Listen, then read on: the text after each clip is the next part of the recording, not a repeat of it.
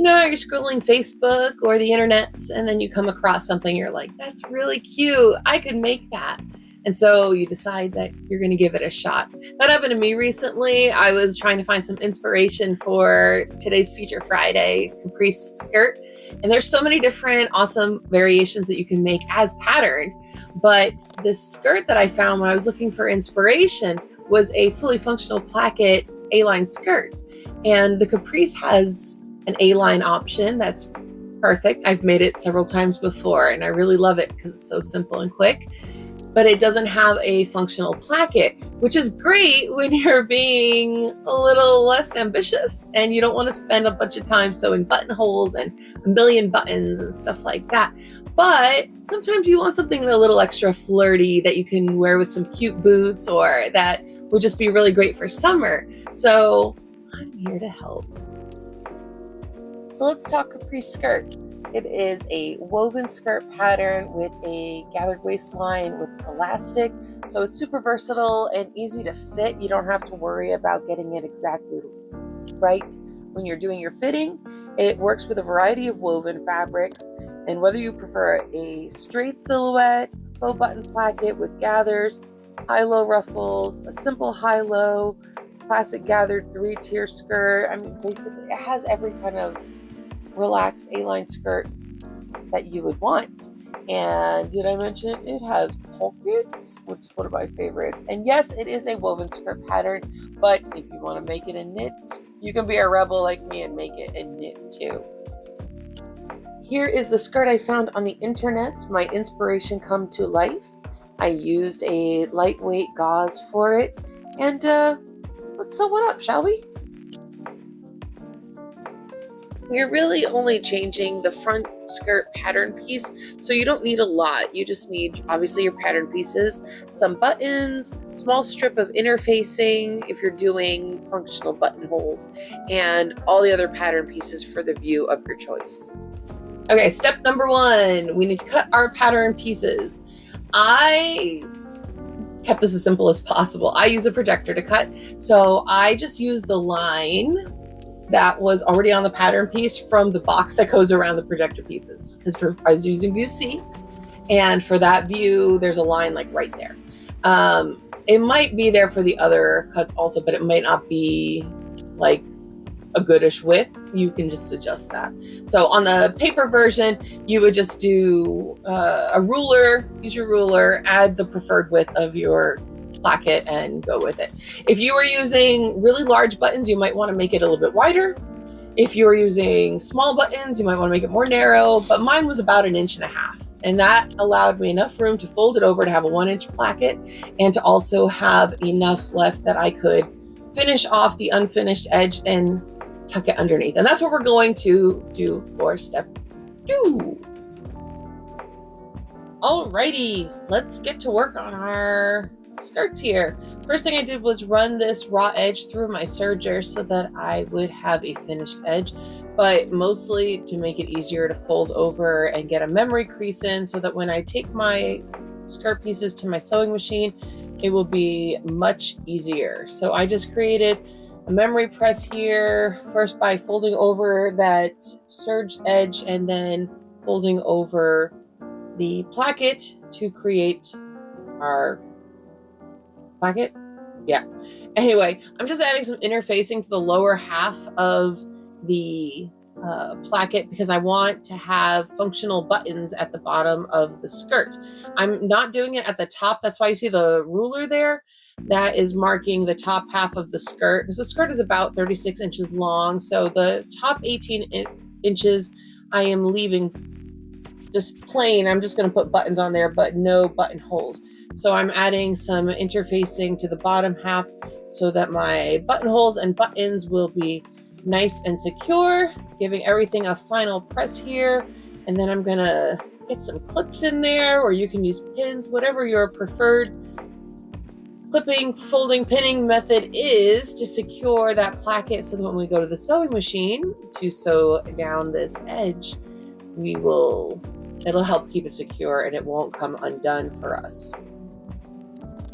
This part is pretty self-explanatory. We are just going to run a straight stitch down the edge of this placket right over where the edge is on the inside of the placket.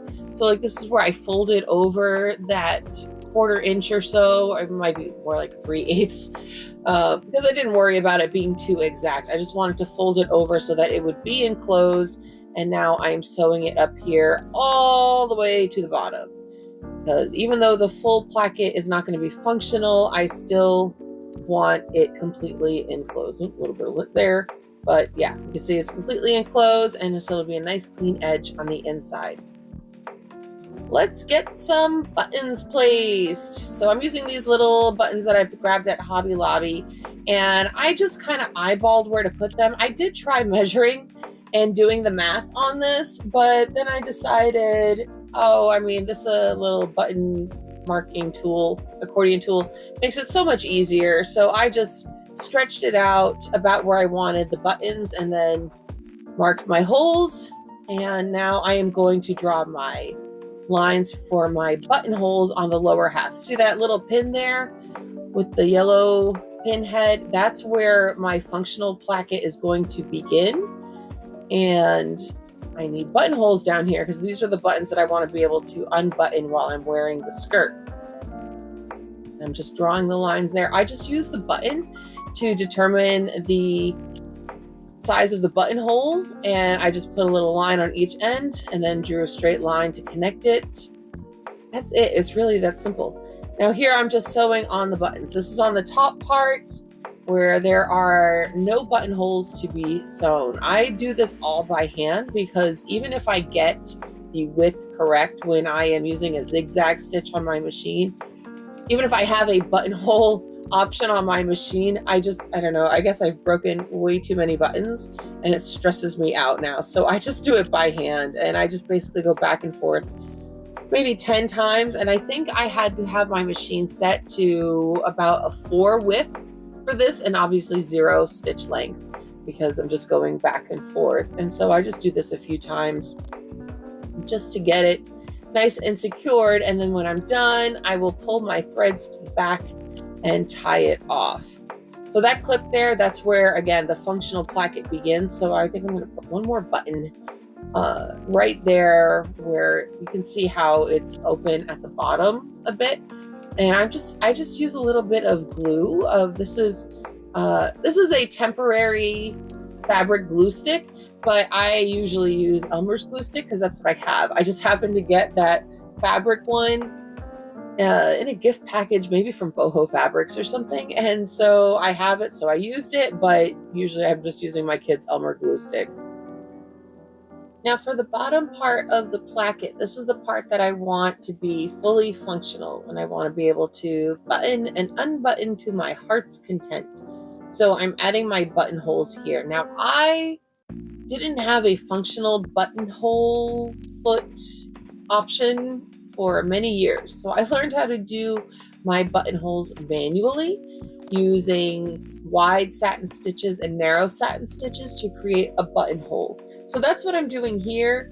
But if you have a buttonhole foot, like where you just pop the button in and then it's pre-programmed to follow the shape of the button to create the hole, that is fantastic and will save you so much time. But for everybody else that is wondering like why I'm using just a normal foot, that is why, because I'm doing the buttonholes manually, and it's actually easier than I thought, and sometimes less trouble than my buttonhole foot. So that's all I'm doing here, and I'm going to do the buttonholes here, and then I will cut the holes, and then we can finish the skirt. Okay, let's cut this hole open real quick. I'm just going to put a pin at the top here so that while I am cutting, I don't accidentally cut open too much. And I just use my seam ripper because it works. I mean, why have all these extra tools if you don't need them? I do have a buttonhole punch somewhere. I've never used it. A friend got it for me, but I've been anti-buttons for so long that I misplaced it before I had a chance to use it. But seam ripper works well. And we just want to test our buttons to make sure everything goes through easily, and it does. So now it's fabulous, and we can truly finish the rest of the skirt now. Okay, I'm sorry I don't have a better shot of this. I thought I did, but maybe it ended up on the cutting room floor. But all I did here was, this is the top of the skirt, and I just overlapped the plackets at the top where the waistband goes, and I'm just going to baste those together so that they stay shut while I am working on my waistband, since it's an elastic waistband. So that's all I did.